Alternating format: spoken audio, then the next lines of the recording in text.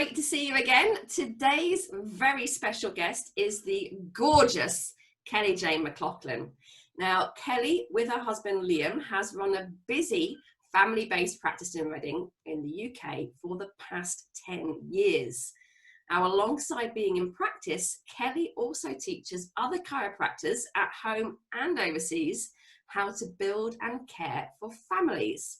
Now, she's designed a specific, unique program for chiropractors where the focus is on how to care for pregnant ladies and why this is essential to building a family-based practice. Now, having recently established a sister business called Hayley and Kelly with the gorgeous Hayley Dorrian. She has, alongside Hayley, started this really successful health forum, and they've built a community of like-minded people. And I actually chatted with Hayley a few weeks ago, I think. Now, that is starting its second year, and it's really exciting. And both Hayley and Kelly are very excited about it and the service that it provides. Now, that's from running retreats to hosting inspirational guest speakers in the forum. Now, Kelly is also a devoted mum to 3 busy boys, all of whom are home birthed, unmedicated, and home educated.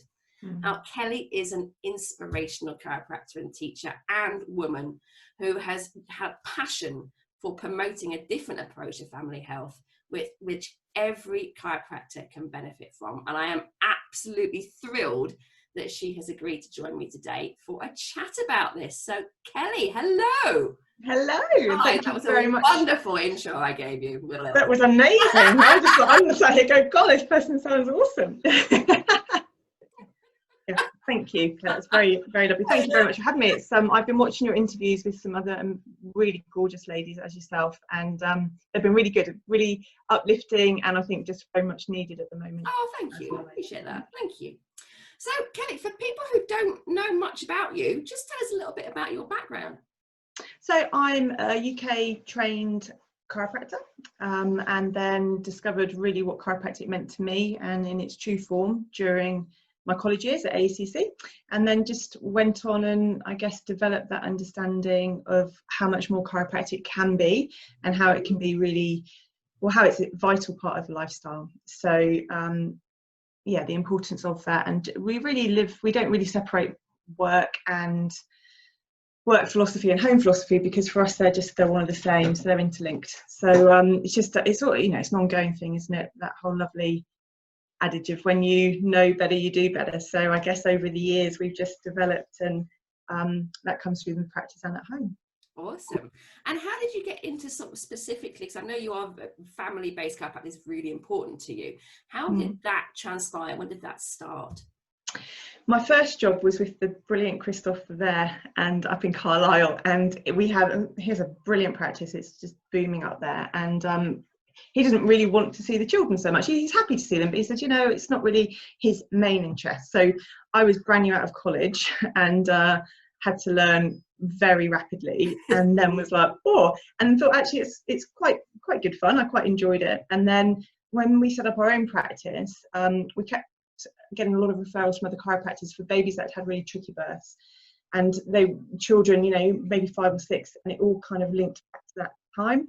And so we started thinking, really we need to see these children before they're at this stage. So when did that start? And we're like, well, maybe we start seeing more pregnant ladies. So we did a lot more training around that, and advanced that training. And then we thought, if we were just seeing people from the get-go before they even got pregnant, then how much healthier would our nation and society be? So that's kind of how it happened and how it evolved. And we just without being too cheesy, tell a chiropractic story. And then I think if you're really wanting to hear that and you're ready to hear it, you of course would want to bring your family members in. So we have lots of extended family as well, like adult sisters who will bring their family in, or the mums or the aunties. And so it's really from like the tiny babies to the grannies.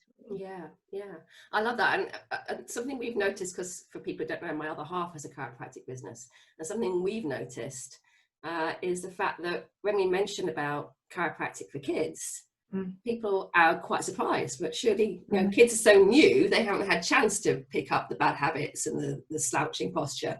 But actually, these days, regardless of the fact that a lot of kids seem to be like that on their some kind of tablet or mobile phone, just get that in.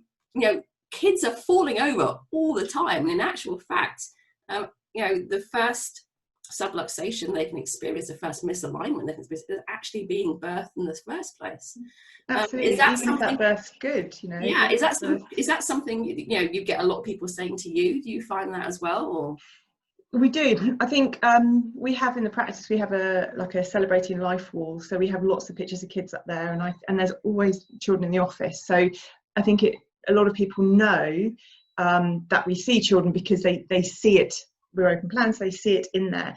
But when people come in and they're new to the practice, they sometimes are quite surprised. But then for us, like, because we're always talking about physical, chemical, emotional stress, or the 3 T's, thoughts, traumas and toxins, as to how your nervous system gets stressed. When you take it away from just the physical entity of, well, my baby had a beautiful birth and they're not even walking or crawling, so physically are they not okay, and you can make it about the bigger picture of physical, chemical and emotional, then it becomes much easier for us to go, oh, okay, well, that's, for us, that's where our health comes from, so why would it be any different for the small people?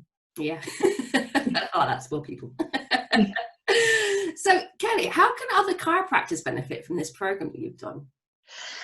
I should give credit to Natalie Ryder for this, because she asked me many times over many years to do a pregnancy workshop for the chiros, and I was really reluctant because, you know, that usual imposter syndrome. Yeah. And then eventually I just thought, do you know what, let's just do it. And I'd done so many different workshops that were all absolutely amazing, but also quite advanced. And I think a lot of chiropractors, unless you really want to specialise in things, we shouldn't say the word specialise, oh God, you know, like focus on the babies or the pregnant ladies. Edit that out, thanks, Fred.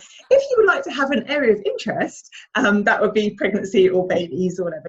There's a really big preconception that actually you have to do lots more studying and you have to know all this information. And I felt that there was a huge gap out there between wanting to look after pregnant ladies, for example, and actually having the skill set to do it. So I just decided to do a very, it's not basic, but a very succinct protocol to help people be able to check and assess any pregnant lady. And then if this really weird and wonderful stuff comes up, you can obviously then call on a chiropractor who has more experience, or refer them to a chiropractor who has more experience. But if we all have this skill set, and Danny's come and done the day with us, and obviously he's super experienced, but it was really great because he said he still learned stuff, and it's just really nice. So I feel like it's that side of things is just, you know, it's something I really feel strongly about, that we try and complicate stuff as chiropractors quite a lot, and it doesn't help our clients and it doesn't help us. And I think if we can stick to the simplicity of what we do, but just do it very well and have a very excellent skill set and protocol to follow, then that allows us to help more people. Yeah, awesome.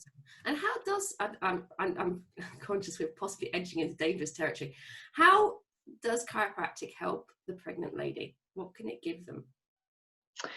I think it gives them a sense of empowerment, because a lot of the ladies we see don't actually necessarily have pain. You know, if we're not seeing them at 39 weeks because the baby's breech, then we'll often see them a lot earlier than that, which is always a good thing. And they feel really empowered that they're doing something positive to help themselves in that sense. Because I know when we were speaking before with the questions we sort of capped over, we're talking about the advice, I guess, to give to mums and to pregnant ladies, and that, or mums to be. And it's really like, we can question things. It's okay. Like there's a different way to do stuff. And I think the most important thing to know is that it's your body and your baby, and you can absolutely question things. And there's a lot of other stuff out there outside of what we get told or we get seen on, you know, these horrible TV programs like One Born Every Minute or whatever. There's so much else outside of that we can empower our own selves with to do something positive. So, you know, loads of women do pregnancy yoga now. They're much more focused on nutrition. They do lots of self-care, and for a lot of our clients, the chiropractic fits into that. So empowerment in the sense of knowing how your body is designed to work, and that you are absolutely programmed for health and designed to heal, and you can do that even when you're pregnant, especially. Yeah, I love that. So what do you find tend to be the top misconceptions that people have? I mean, you've mentioned that sometimes people aren't quite aware that they have other choices. So particularly first mums to be, I would imagine, in particular, you know, the misconceptions they have around pregnancy and the labour choices as well, because there's obviously millions of ways you can have kids, says the childless lady. You know, though, you're lots of experience. I think the fact that you can say no and you can question things is important to know. One that you can say no, because I think a lot of people I've spoken to, as soon as they get into a hospital scenario or a white coat scenario, I think a lot of people feel like they have their power. Yeah, absolutely. And if you're opting to go into that system is brilliant for keeping people alive and dealing with crisis. Hello. That's my youngest son.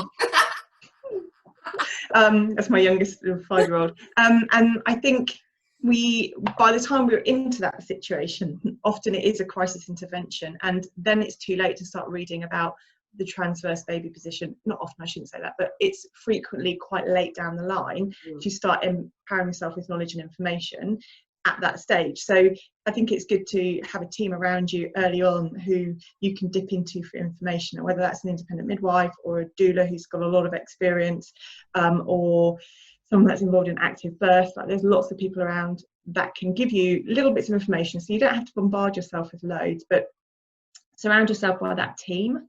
Have your birth team. That might be people that, you know, your chiropractors should be on that team. I feel quite strongly about that. But you've got other people on there. And, you know, in the olden days, we would have been in the village with the woman who's had, like, you know, 10 children. She's the one to go to, and she would say yes or no, or give you advice. And I think that's very important. Knowing you can say no. And there's so many myths, isn't there? Like, my baby's too big, my baby, all that stuff drives me nuts. But really, that pregnancy has to be, it's an illness, and we see it as that from the very word go. We see it as it's something that needs to be monitored, to like check to make sure everything's okay, instead of assuming we've been doing this for millions of years. And of course, sometimes we will need some form of external advice and input, but just trusting that we are around today because we've successfully done it for a long, long time. Yeah. Fantastic. And mentioning about the support system, the team around you, and this is definitely, from having spoken with Hayley, you know, where your sister business, Hayley and Kelly, kind of can help out, because just tell us a little bit more about that, because I know both of you sort of bring different things to the table around that. So just you'll be pleased to know that Hayley said on her call as well that was born out of years of me nagging her, probably. She would do something, and quite a few porn star martinis one evening. And she's like, let's just do it. And I was like, yes.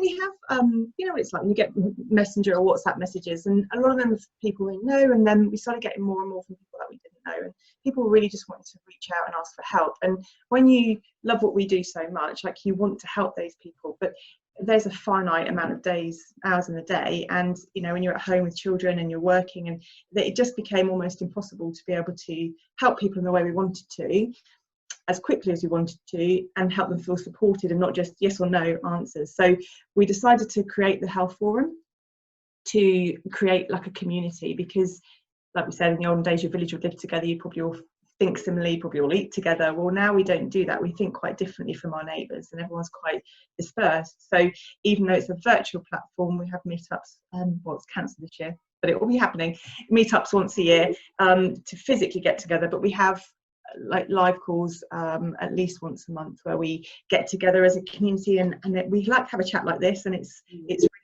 really good, it's really nice, it's uplifting, and the speakers that we have on as well are amazing.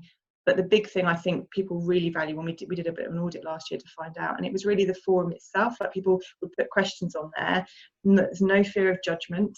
And the answers that came back were in line with their thinking and their way of life. Because if you want to do something a certain way and you're asking someone for advice, and they're saying, well, you know, say for example, with breastfeeding thing, it's a big thing, isn't it? So some people want to breastfeed, some people don't. And if you really want to breastfeed, but you're having challenges or something, and all your family or your support network saying, oh, just give the baby a bottle, it's quite difficult then to stick with that. And the same wise, if you don't want to breastfeed, but you want a bottle for your baby, and all your friends are breastfeeding, they're like, well, why aren't you? That becomes really stressful, and it's negative, it's not helpful. So for us, it's about a non-judgmental, supportive space to answer health questions and give each other advice, you know, in environment that you would if you were living in that sister community.